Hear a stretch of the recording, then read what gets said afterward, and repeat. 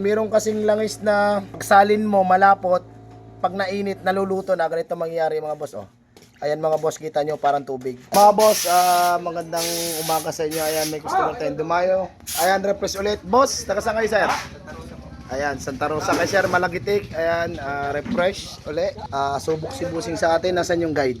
Ito yung nakita naming problema. Ayan mga boss, syempre hindi may iwasan. Ayan, kung nakita nyo, umangat na yung bakal.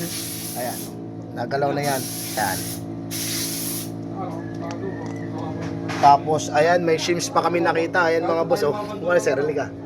Ayan mga boss, kailangan kasi doble ingat talaga. Ayan, ay si sir naman, naparefresh na to, tapos subok sa atin. Ayan may shims, delikado yan mga sir.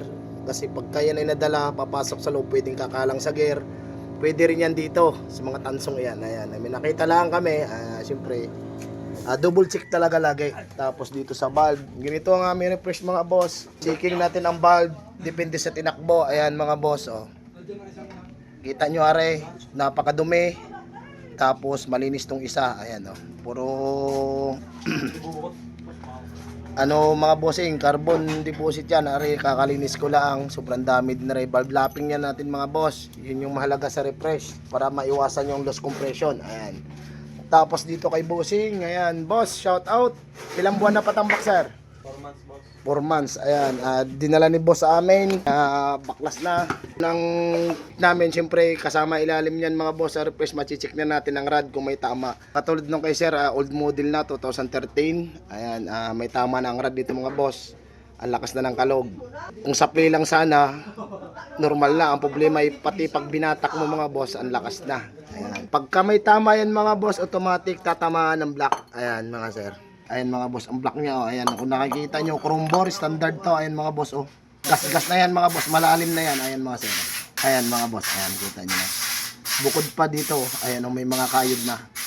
Tapos sa langis mga boss, ilang beses ko na nagsabi sa inyo na lagi ang gagamitin yung langis ay magandang klase na. Huwag kayong magtipid mga sir, kasi pag magandang langis, magandang circulate sa makina, at saka hindi basta-basta masusunog. Katulad dito kay sir, pagbukas namin, kahit ikaw boss nagulat, di ba? Sir, anong langis mo? Kakaiba?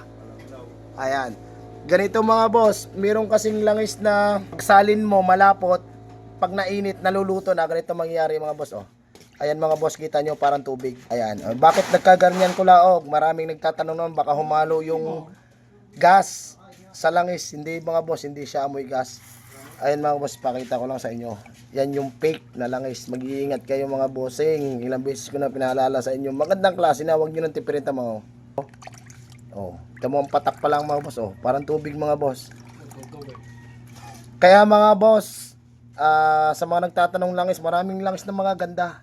Kadalasan ay huwag na kayo dun sa mga hindi na kilala. Yung simulat sa pulpa bago kayo kay gigiging tao mga boss, kilala na ang langis na yan. Ito mga boss, ang langis na gagamitin nyo. Yan mga synthetic, polysynthetic, yan mga boss. Yan, mutol, pwede rin mga sir. Kasi yan mga boss, mga orig yan at tested yan, marami na nakakasubok yan. Mahirap pagka gumamit kayo ng bagong langis. Baka mangyayari din sa inyo yan.